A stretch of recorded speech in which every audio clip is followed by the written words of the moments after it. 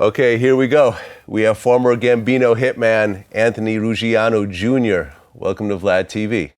It's nice to be here. Nice to meet you, and it's an honor to be on your show. Thank you. Thank you. Well, this is our first time here, so I want to get into your whole background. So, first of all, your father was Anthony Ruggiano Sr., a.k.a. Fat Andy. Correct.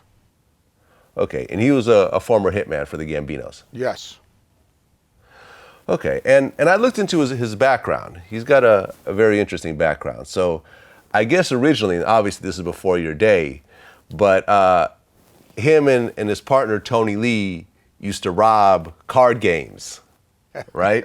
Yeah. So, and that's kind of how he kind of got into the whole mafia business, right? Well, yeah. Well, I mean, his father passed away when he was only 6 years old, and his friends' fathers and uncles were all mobbed up. One of his friends' uncles was in Murders Incorporated, so he was actually raised also by wise guys, and his neighbor in East New York was like run by the mob. So he was raised in it, but you know, he was like a little bit of a renegade, and then he went to prison. He went to the service. He went to prison in the service because he went AWOL during the war. And then when he got out, he went back to prison. And when he came home from that bid, he hooked up with his partner, Tony Lee, and yeah, they were robbing crap games and poker games in Brooklyn. And he robbed this fella, Charlie Wagon's poker game when he was about 24.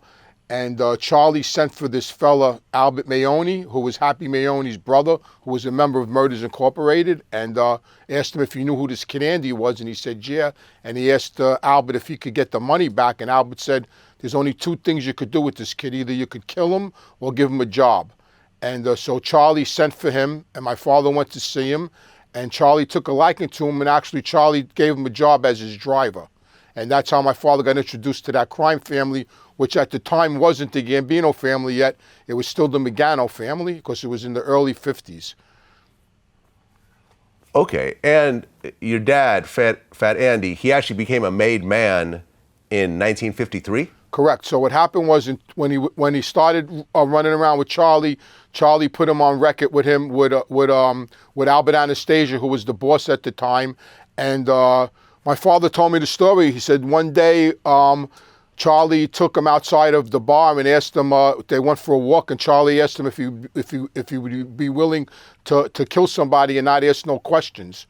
And you know, he was a young kid. My father, he was only 24 at the time, and he said yes. And you know, he went on his first hit with Charlie. Charlie picked him up at his house, at his mother's house, because he was still living home with his mother. And there was another fella in the car, and they left. And my father told me after the car pulled out, he whispered in the guy's ear. And I was young at the time when he told me the story. I was about 19, and I says, "What do you mean you whispered in the guy's ear?" And he went like this with his finger.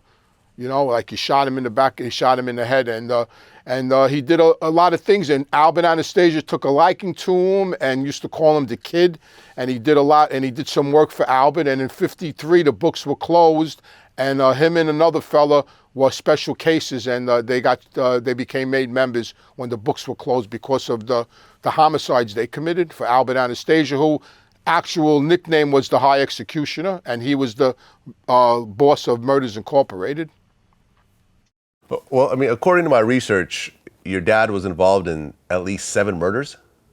That I know of, yeah, at least 7. You know, there was one incident where he told me 3 people got murdered at the same time. They were actually robbing crap games in the early 60s, and they robbed Arnel Della Croce, his crap game, who was the underboss of the Gambino family, and they were all murdered at the same time in a warehouse.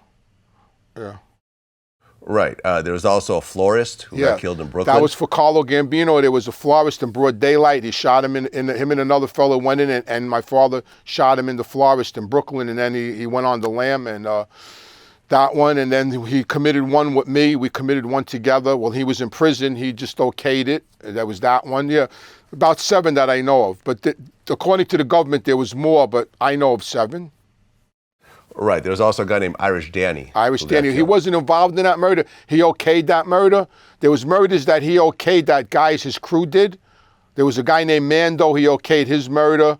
And some other fellas that were with him killed him. And Danny, Irish Danny, this guy, another fella killed him that also got killed himself. And then there was another guy, Albie, that disappeared. He got killed. So he delegated some out also.